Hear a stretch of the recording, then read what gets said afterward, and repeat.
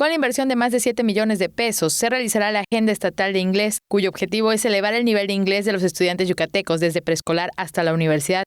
Esto implica que estudiantes van a aprender inglés, pero también que vamos a estar capacitando profesores, y lo que queremos, yo creo que es que el tema del inglés cada vez se empiece a ver como parte de la vida cotidiana de los estudiantes.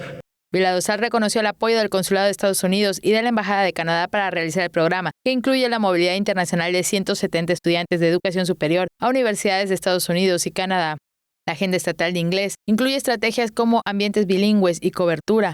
En ambientes bilingües, el objetivo del programa es familiarizar a las niñas y niños de preescolar y primaria con el idioma inglés para fortalecer sus habilidades comunicativas.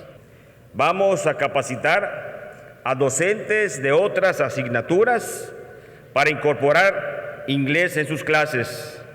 Es decir, un maestro de historia podrá impartir parte de su clase en inglés.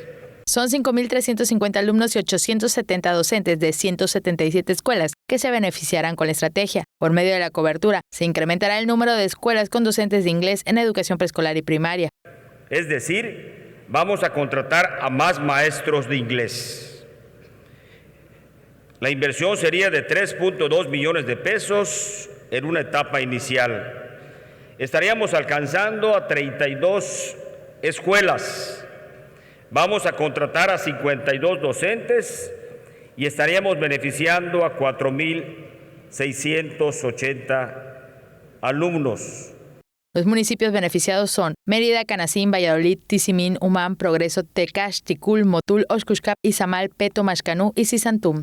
Se capacitará y certificará a 400 docentes de educación media superior para que tengan mejores herramientas para la enseñanza. Es un esfuerzo que no tiene precedentes en la historia del nivel de media superior. Y como lo mencioné, contaríamos con el 100% de docentes de inglés cubriendo todos los planteles en todos los municipios.